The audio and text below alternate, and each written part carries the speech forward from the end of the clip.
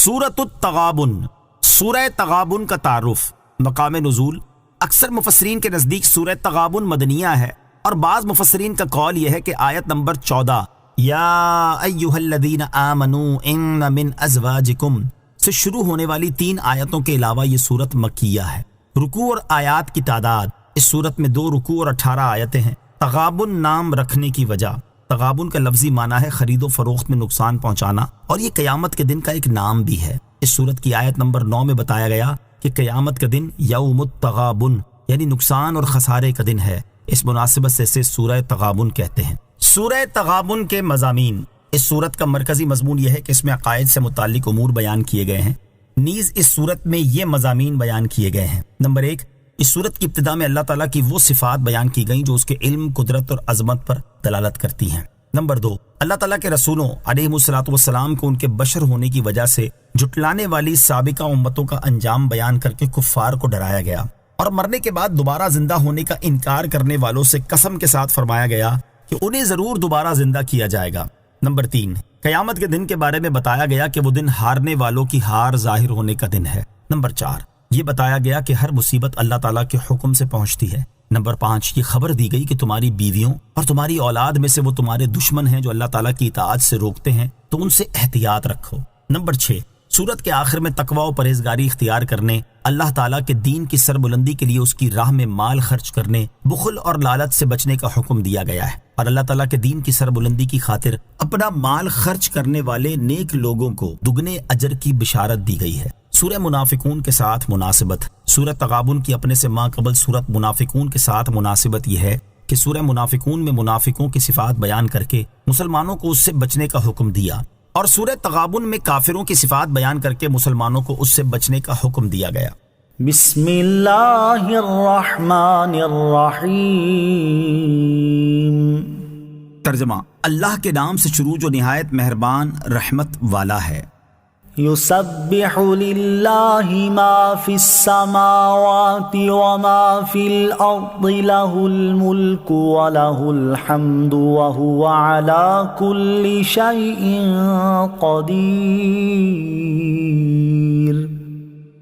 ترجمہ، جو کچھ آسمانوں میں ہے اور جو کچھ زمین میں، سب اللہ کی پاکی بیان کرتے ہیں، اسی کی بادشاہت ہے اور اسی کے لیے سب تعریف ہے، اور وہ ہر چیز پر خوب قادر ہے۔ یسبح للہ ما فی السماوات وما فی الارض، جو کچھ آسمانوں میں ہے اور جو کچھ زمین میں، سب اللہ کی پاکی بیان کرتے ہیں۔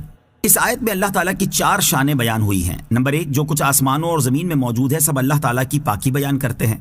نمبر 2، اسی کی بادشاہت ہے اور وہ اپنی بادشاہت میں جیسے چاہے تصرف فرماتا ہے، اس میں اس کا نہ کوئی شریک ہے نہ حصے دار۔ نمبر 3، تمام تعریفیں اسی کے لیے ہیں کیونکہ سب نعمتیں اسی کی ہیں۔ نمبر 4، وہ ہر چیز پر قادر ہے اور کسی معنی اور رکاوٹ کے بغیر جو چاہتا ہے جیسا چاہتا ہے کرتا ہے۔ هو الذی خلقکم فمنکم کافر ومنکم مؤمن واللہ بما تعملون بصیر۔ ترجمہ، وہی ہے جس نے تمہیں پیدا کیا تو تم میں سے کوئی کافر ہے اور تم میں سے کوئی مسلمان ہے، اور اللہ تمہارے کام خوب دیکھ رہا ہے۔ هو الذی خلقکم، وہی ہے جس نے تمہیں پیدا کیا۔ اس آیت کی ایک تفسیر یہ ہے کہ اے لوگو، اللہ تعالیٰ وہی ہے جس نے تمہیں پیدا کر کے اور عدم سے وجود میں لا کر تم پر احسان فرمایا، اور اس کا حق یہ تھا کہ تم سب اللہ تعالیٰ پر ایمان لا کر اور اس کی اطاعت و فرما برداری کر کے اس کے شکر گزار ہوتے، لیکن تمہیں کیا ہو گیا کہ تم مختلف گروہوں میں تقسیم ہو گئے، اور تم میں سے کوئی کافر ہے کوئی مسلمان۔ یاد رکھو کہ اللہ تعالیٰ کافر کے کفر اور مومن کے ایمان کو جانتا ہے، اور وہ ہر ایک کو قیامت کے دن اس کے عمل کے مطابق جزا دے گا۔ دوسری تفسیر یہ ہے کہ اے لوگو، وہی اللہ ہے جس نے تمہیں پیدا کیا، تو تم میں سے کوئی ایسا ہے جسے کافر پیدا فرمایا اور کوئی ایسا ہے جسے مسلمان پیدا فرمایا ہے، اور اللہ تمہارے کام دیکھ رہا ہے، تو وہ تمہارے ساتھ ایسا معاملہ فرمائے گا جو تمہارے اعمال کے مناسب ہو۔ یہاں آیت کی دوسری تفسیر کی مناسبت سے 3 احادیث بھی سماعت کیجیے۔ نمبر 1، ام المومنین حضرت عائشہ صدیقہ رضی اللہ تعالی عنہا فرماتی ہیں، نبی کریم صلی اللہ تعالی علیہ وسلم نے ارشاد فرمایا، اے عائشہ، اللہ تعالیٰ نے بعض لوگوں کو جنت کا اہل بنایا حالانکہ وہ اپنے آبا کی پشتوں میں تھے، اور بعض لوگوں کو جہنم کا اہل بنایا حالانکہ وہ اپنے آبا کی پشتوں میں تھے۔ نمبر 2، حضرت انس رضی اللہ تعالیٰ عنہ سے روایت ہے، حضور اقدس علیہ الصلوۃ والسلام نے ارشاد فرمایا، اللہ تعالیٰ عورت کے رحم پر ایک فرشتہ مقرر فرما دیتا ہے تو وہ عرض کرتا ہے، اے میرے رب، یہ تو نطفہ ہے، یہ تو خون کا لوتھڑا ہے، یہ تو گوشت کا ٹکڑا ہے۔ اور جب اللہ تعالیٰ اسے پیدا کرنے کا ارادہ فرماتا ہے تو فرشتہ عرض کرتا ہے یہ مذکر ہے یا مؤنث، یہ بدبخت ہے یا سعادت مند، اس کا رزق کتنا ہے، اس کی عمر کتنی ہے؟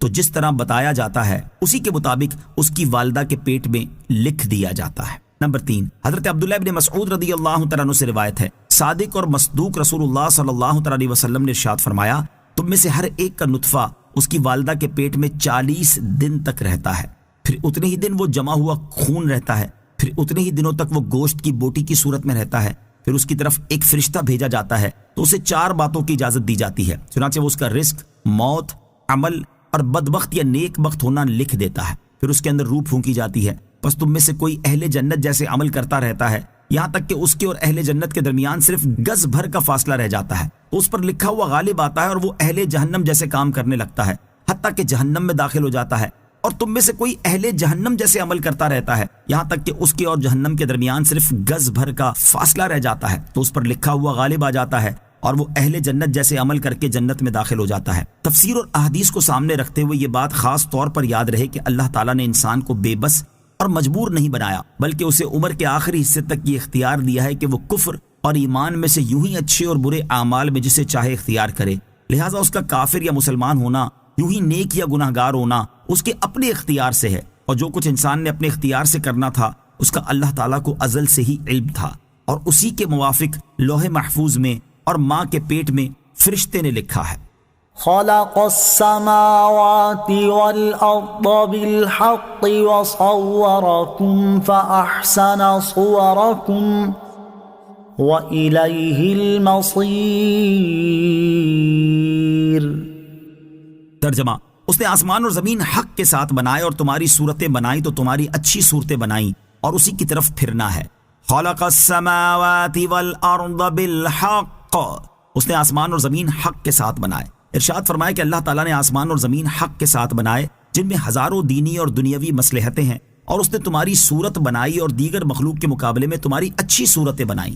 اس احسان کے شکریہ میں تم پر لازم ہے کہ اپنی سیرت بھی اچھی رکھو، نیز قیامت کے دن تمہیں اسی کی بارگاہ میں لوٹ کر جانا ہے، تو تم اپنے باطن کو اچھا کر لو تاکہ عذاب کے ذریعے تمہارے ظاہر کو مسخ نہ کر دیا جائے۔ انسانی صورت بہترین صورت ہے، اسے بگاڑنا حرام ہے، لہٰذا ناک کان کاٹنا، چہرے پر راکھ وغیرہ مل کر صورت بگاڑنا، مردوں کو عورت کی شکل یا عورتوں کو مردوں کی شکل بنانا حرام ہے۔ اللہ تعالیٰ نے جو صورت بخشی وہی اچھی ہے۔ يعلم ما في السماوات والأرض ويعلم ما تسرون وما تعلنون والله عليم بذات الصدور۔ ترجمہ، وہ جانتا ہے جو کچھ آسمانوں اور زمین میں ہے، اور وہ جانتا ہے جو تم چھپاتے ہو اور جو تم ظاہر کرتے ہو، اور اللہ دلوں کی بات خوب جانتا ہے۔ یعلم ما فی السماوات والارض، وہ جانتا ہے جو کچھ آسمانوں اور زمین میں ہے۔ اس آیت میں اللہ تعالیٰ نے اپنے علم کی وسعت کو بیان فرمایا ہے، چنانچہ آیت کا خلاصہ یہ ہے کہ آسمانوں اور زمین میں موجود ہر چیز کو اللہ تعالیٰ جانتا ہے، تمہاری نیتوں، دلی ارادوں اور اعمال کو بھی جانتا ہے، تمہارے ظاہری اور پوشیدہ کاموں سے بھی خبردار ہے، حتیٰ کہ جو چیزیں صرف خیال میں رہیں اور کبھی ان کا ظہور نہ ہوا ان کی بھی خبر رکھتا ہے، لہذا ہر کوئی اللہ تعالیٰ کے ڈر اور اس سے حیا کی وجہ سے اللہ تعالیٰ کی نافرمانی سے بچے۔ أَلَمْ يَأْتِكُمْ نَبَأُ الَّذِينَ كَفَرُوا مِن قَبْلُ فَذَاقُوا وَبَالَ أَمْرِهِمْ وَلَهُمْ عَذَابٌ أَلِيمٌ۔ ترجمہ، کیا تمہارے پاس تم سے پہلے لوگوں کی خبر نہ آئی جنہوں نے کفر کیا اور اپنے کام کا وبال چکھ لیا، اور ان کے لیے دردناک عذاب ہے۔ أَلَمْ يَأْتِكُمْ نَبَأُ الَّذِينَ كَفَرُوا مِن قَبْلُ، کیا تمہارے پاس تم سے پہلے لوگوں کی خبر نہ آئی جنہوں نے کفر کیا؟ اس آیت میں کفار مکہ سے خطاب فرمایا گیا کہ اے کافروں، کیا تمہیں گزری ہوئی ان امتوں کے احوال معلوم نہیں جنہوں نے انبیاء کرام علیہ السلام کی تکذیب کی، انہیں جھٹلایا اور دنیا میں اپنے کفر کی سزا پائی، اور ان کے لیے آخرت میں دردناک عذاب ہے۔ آیت الم یأتکم نبأ الذین کفروا سے حاصل ہونے والی معلومات۔ اس آیت سے 2 باتیں معلوم ہوئیں۔ نمبر 1، صحیح تاریخ کا پڑھنا مفید ہے کہ اس کے ذریعے اللہ تعالیٰ سے خوف اور امید حاصل ہوتی ہے۔ نمبر 2، کفار پر دنیا میں عذاب آنا آخرت کے عذاب کو کم نہ کرے گا۔ ذَلِكَ بِأَنَّهُ كَانَتْ تَأْتِيهِمْ يأتيهم رسلهم بالبينات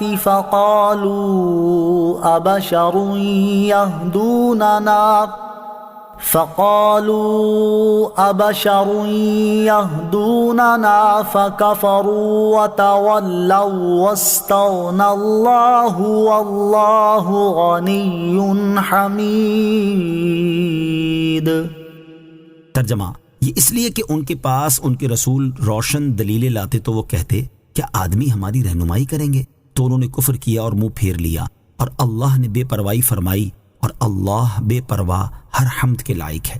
ذَلِكَ بِأَنَّهُ كَانَتْ تَأْتِيهِمْ رُسُلُهُمْ بِالْبَيِّنَاتِ، یہ اس لیے کہ ان کے پاس ان کے رسول روشن دلیلیں لاتے، یعنی سابقہ کافروں پر یہ دنیا کے عذاب اس لیے آئے کہ جب ان کے پاس ان کے رسول روشن دلیلیں لاتے اور معجزے دکھاتے جن سے ان کی حقانیت روز روشن کی طرح ظاہر ہو جاتی، تو وہ کہتے کیا آدمی بشر ہماری رہنمائی کریں گے؟ تو انہوں نے رسولوں کا انکار کر کے کفر کیا اور ایمان لانے سے پھر گئے، اور اللہ تعالیٰ تو ازل سے ہی ان کے ایمان اور ان کی اطاعت و عبادت سے بے پرواہ ہے، کیونکہ وہ اپنی مخلوق سے بے نیاز اور اپنے تمام افعال میں حمد کے لائق ہے۔ چنانچہ جب انہوں نے کفر کیا اور کسی طرح ایمان نہ لائے تو اس کا نتیجہ یہ ہوا کہ دنیا میں ان پر عذاب آئے۔ آیت ذَلِكَ بِأَنَّهُ كَانَتْ تَأْتِيهِمْ رُسُلُهُمْ بِالْبَيِّنَاتِ سے حاصل ہونے والی معلومات۔ اس آیت سے 3 باتیں معلوم ہوئی۔ نمبر 1، ہر رسول علیہ الصلوۃ والسلام کو معجزہ ضرور دیا گیا۔ یاد رہے کہ کسی کو ایک اور کسی کو زیادہ معجزات عطا کیے گئے، اور ہمارے حضور پرنور علیہ الصلوۃ والسلام کو سب سے زیادہ معجزے عطا ہوئے ہیں۔ نمبر 2، کافروں نے بشر کے رسول ہونے کا انکار کیا، یہ ان کی بے عقلی اور نافہمی کی انتہا ہے کہ انہوں نے بشر کا رسول ہونا تو نہ مانا جبکہ پتھروں کو خدا تسلیم کر لیا۔ نمبر 3، برابری کا دعویٰ کرنے کے لیے نبی کو بشر کہنا کفر ہے۔ یاد رہے کہ عام محاورے میں یعنی بے ادبی کے انداز میں انبیاء کرام علیہ الصلوۃ والسلام کو بشر کہہ کر پکارنا حرام ہے، اور یہ کافروں کا طریقہ ہے۔ زعم الذين كفروا أن لن يبعثوا قل بلى وربي لتبعثن ثم لتنبؤن بما عملتم وذلك على الله يسير۔ ترجمہ، کافروں نے گمان کر لیا کہ انہیں ہرگز دوبارہ زندہ نہیں کیا جائے گا۔ تم فرماؤ کیوں نہیں؟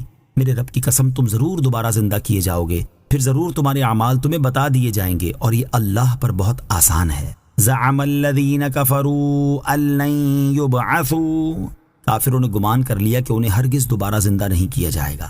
اس آیت میں اللہ تعالیٰ نے یہ بتایا ہے کہ کافر مرنے کے بعد دوبارہ زندہ کیے جانے کا انکار کرتے ہیں۔ چنانچہ اس آیت کا خلاصہ یہ ہے کہ کفار مکہ نے یہ گمان کر لیا ہے کہ وہ مرنے کے بعد ہرگز نہ اٹھائے جائیں گے اور کبھی اپنی قبروں سے نہ نکلیں گے۔ اے حبیب علیہ الصلوۃ والسلام، آپ ان کے گمان کا رد کرتے ہوئے ان سے فرما دیں کیوں نہیں؟ میرے رب کی قسم تم قیامت کے دن ضرور اٹھائے جاؤ گے، پھر تمہارے اعمال تمہیں بتا دیے جائیں گے تاکہ تم سے حساب لیا جائے اور تمہیں تمہارے اعمال کی سزا دی جائے۔ اور یاد رکھو قیامت کے دن دوبارہ زندہ کرنا، اعمال کا حساب لینا اور ان کی جزا دینا اللہ تعالیٰ پر آسان ہے، کیونکہ اس کی قدرت کامل ہے۔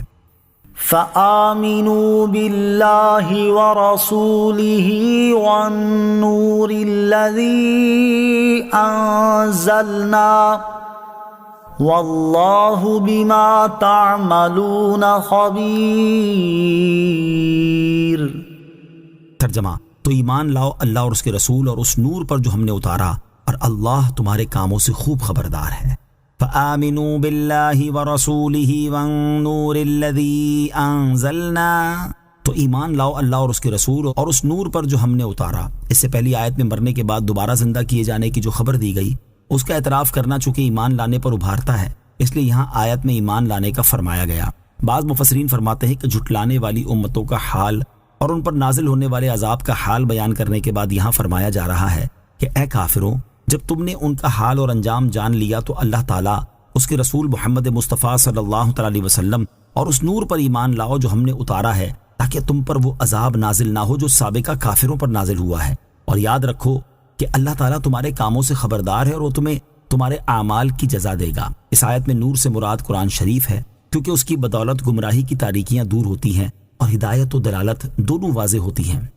یوم یجمعکم لیوم الجمع ذالک یوم التغابن ومن يؤمن بالله ويعمل صالحا يكفر عنه سيئاته ويدخله جنات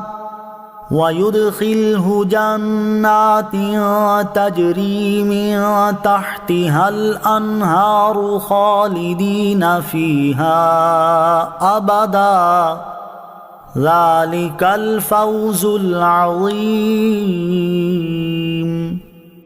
ترجمہ: جس دن وہ جمع ہونے کے دن میں تمہیں اکٹھا کرے گا، وہ دن ہارنے والوں کی ہار ظاہر ہونے کا دن ہے، اور جو اللہ تعالیٰ پر ایمان لائے اور اچھا کام کرے، اللہ اس سے اس کی برائیاں مٹا دے گا اور اسے ان باغوں میں داخل کرے گا جن کے نیچے نہریں بہتی ہیں، وہ ہمیشہ ان میں رہیں گے، یہی بہت بڑی کامیابی ہے۔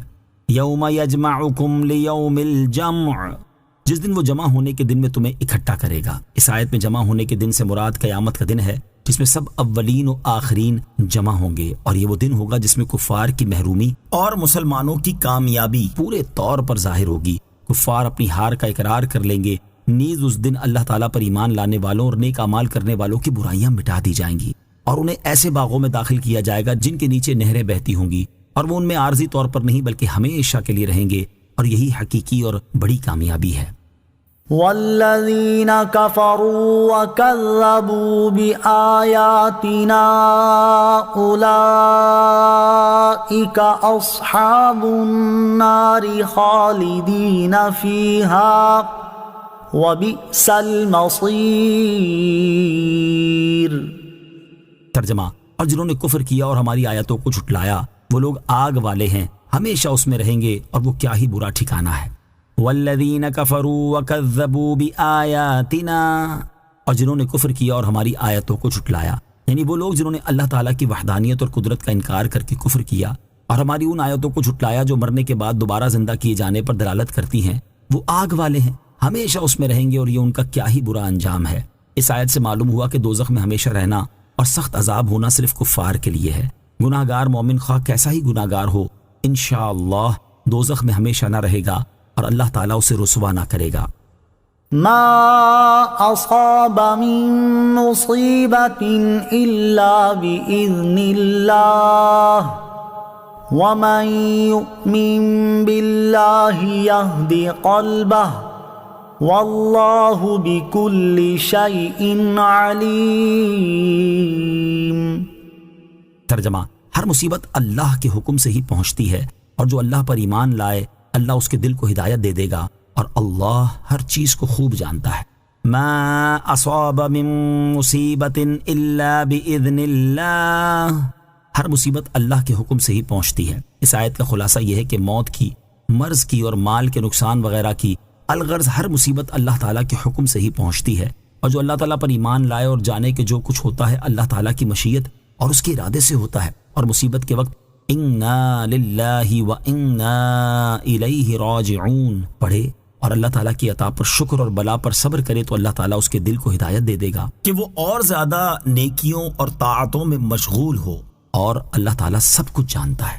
خیال رہے کہ بعض مصیبتیں ہمارے گناہوں کی شامت سے آتی ہیں، مگر آتی اللہ تعالیٰ کے حکم سے ہیں، لہٰذا یہ آیت سورہ شورى کی اس آیت وَمَا أَصَابَكُم مِّن مُّصِيبَةٍ فَبِمَا كَسَبَتْ أَيْدِيكُمْ، ترجمہ: اور تمہیں جو مصیبت پہنچی وہ تمہارے ہاتھوں کے کمائے ہوئے اعمال کی وجہ سے ہے، کے خلاف نہیں۔ نیز یہ بھی خیال رہے کہ دنیا کی مصیبتیں مومن کے لیے بہت مرتبہ گناہ کا کفارہ بنتی ہیں یا درجات کی بلندی کا سبب ہوتی ہیں، جبکہ کفار کے لیے عذاب ہیں۔ لہٰذا زیر تفسیر آیت بالکل صاف ہے، اس پر کسی طرح کا کوئی اعتراض نہیں کیا جا سکتا۔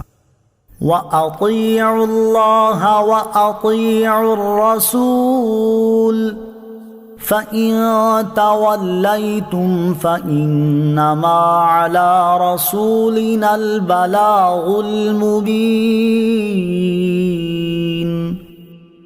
اللہ لا الہ الا هو وعلی اللہ فلیتوکل المؤمنون۔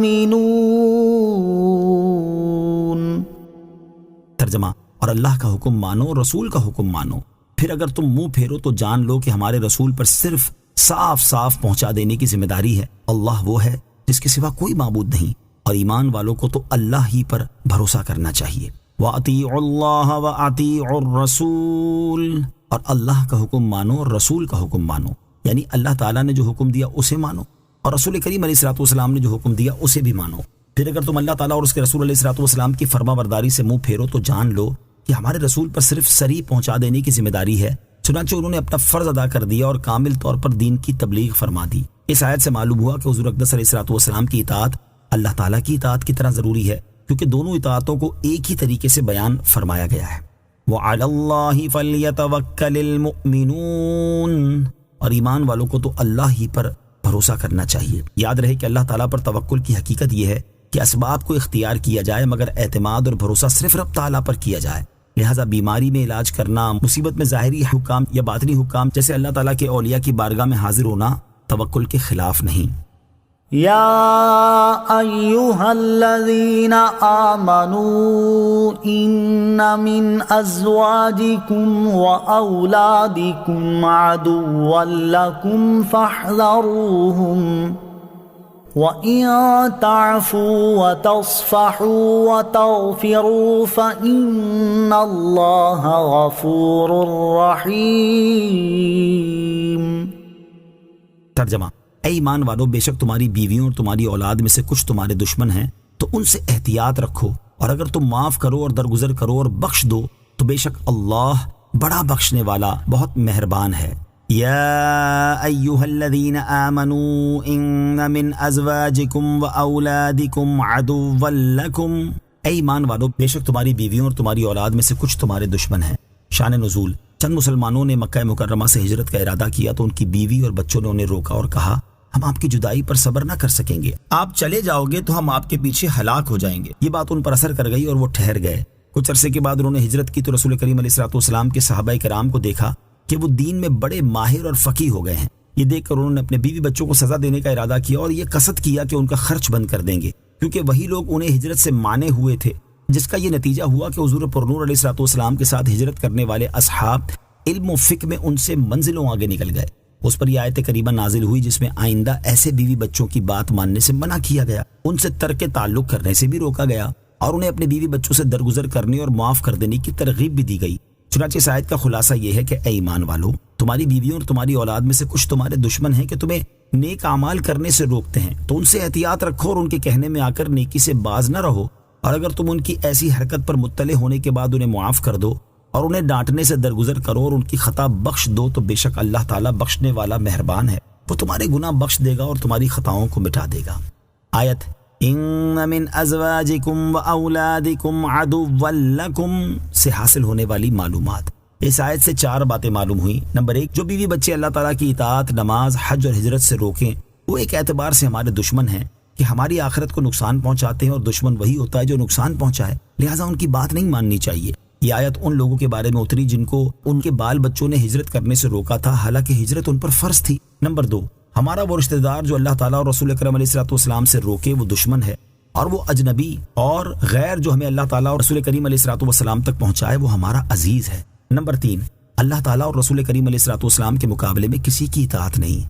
نمبر 4، بیوی بچوں کے قصور معاف کر دینا اللہ تعالیٰ کو محبوب ہے، جو مخلوق پر رحم کرے گا خالق اس پر رحم فرمائے گا۔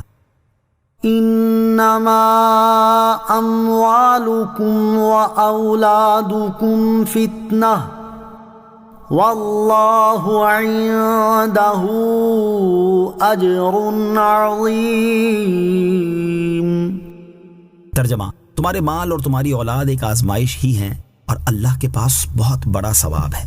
انما اموالکم واولادکم فتنہ، تمہارے مال اور تمہاری اولاد ایک آزمائش ہی ہیں۔ ارشاد فرمایا کہ اے ایمان والوں، تمہارے مال اور تمہاری اولاد آزمائش ہی ہیں کہ کبھی آدمی ان کی وجہ سے گناہ اور معصیت میں مبتلا ہو جاتا ہے اور ان میں مشغول ہو کر امور آخرت کو سر انجام دینے سے غافل ہو جاتا ہے، حالانکہ آخرت میں اللہ تعالیٰ کے پاس بڑا ثواب ہے جو کہ تمہارے اموال اور اولاد سے حاصل ہونے والی منفعت سے کہیں زیادہ عظیم ہے۔ تو تم لحاظ رکھو تاکہ ایسا نہ ہو کہ اموال اور اولاد میں مشغول ہو کر ثواب عظیم کھو بیٹھو۔ فاتقوا اللہ ما استطعتم واسمعوا واطیعوا وانفقوا خیرا لانفسکم ومن يوق شح نفسه فأولئك هم المفلحون۔ ترجمہ، تو اللہ سے ڈرو جہاں تک تم سے ہو سکے، اور سنو اور حکم مانو اور راہ خدا میں خرچ کرو، یہ تمہاری جانوں کے لیے بہتر ہوگا، اور جسے اس کے نفس کے لالچی پن سے بچا لیا گیا تو وہی لوگ فلاح پانے والے ہیں۔ فاتقوا اللہ ما استطعتم، تو اللہ سے ڈرو جہاں تک تم سے ہو سکے، یعنی جب تم نے اس نصیحت کو سن لیا اور ثواب کے بارے میں جان لیا تو تم اپنی طاقت اور وسعت کے مطابق اللہ تعالیٰ سے ڈرتے رہو۔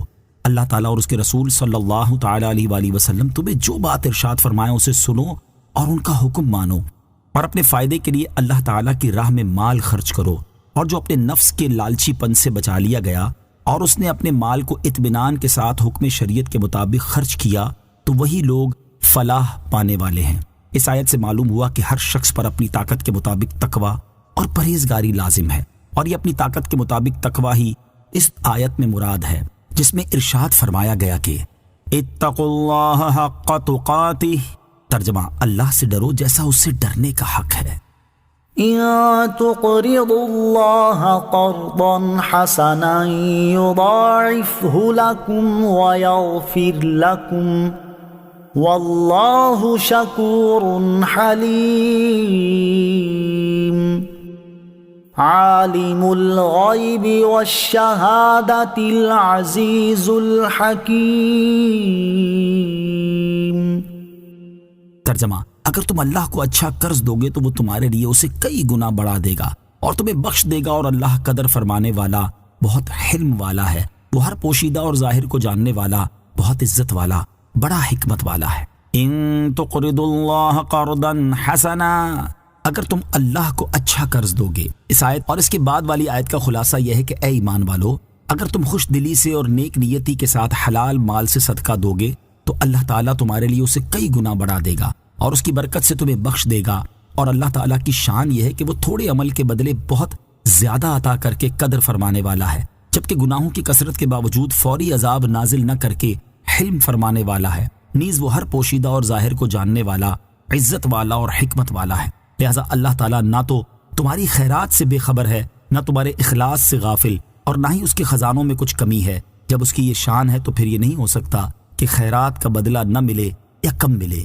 صدقہ دینے کے فضائل، آیت نمبر 17 میں اللہ تعالیٰ نے صدقہ دینے کو لطف و کرم کے طور پر قرض سے تعبیر فرمایا۔ اس میں صدقہ دینے کی ترغیب ہے کہ صدقہ دینے والا نقصان میں نہیں ہے، بلکہ بشرط قبول وہ یقینی طور پر اس کی جزا پائے گا۔ اسی مناسبت سے یہاں صدقے کے فضائل پر مشتمل 3 احادیث سماعت کیجیے تاکہ خوش دلی سے صدقہ دینے کی مزید ترغیب ملے اور صدقہ دینے میں آسانی ہو۔ نمبر 1، حضرت جابر بن عبداللہ رضی اللہ تعالیٰ عنہ فرماتے ہیں کہ نبی اکرم صلی اللہ تعالیٰ علیہ وآلہ وسلم نے ہمیں خطبہ دیتے ہوئے ارشاد فرمایا، اے لوگو، مرنے سے پہلے اللہ عز و جل کی بارگاہ میں توبہ کر لو، اور مشغولیت سے پہلے نیک اعمال کرنے میں جلدی کر لو، اور اللہ تعالیٰ کا کثرت سے ذکر کرنے اور پوشیدہ اور ظاہر طور پر کثرت سے صدقہ دینے کے ذریعے اس سے اپنا رابطہ جوڑ لو تو تمہیں رزق دیا جائے گا اور تمہاری مدد کی جائے گی اور تمہاری مصیبتیں دور کی جائیں گی۔ نمبر 2، حضرت رافع بن خدیج رضی اللہ تعالی عنہ سے روایت ہے، رسول کریم صلی اللہ تعالی علیہ وآلہ وسلم نے ارشاد فرمایا، صدقہ برائی کے 70 دروازوں کو بند کر دیتا ہے۔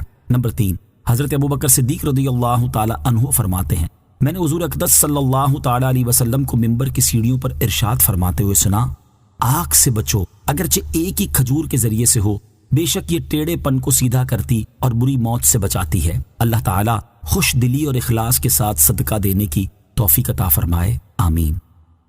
آمنت باللہ صدق اللہ العظیم۔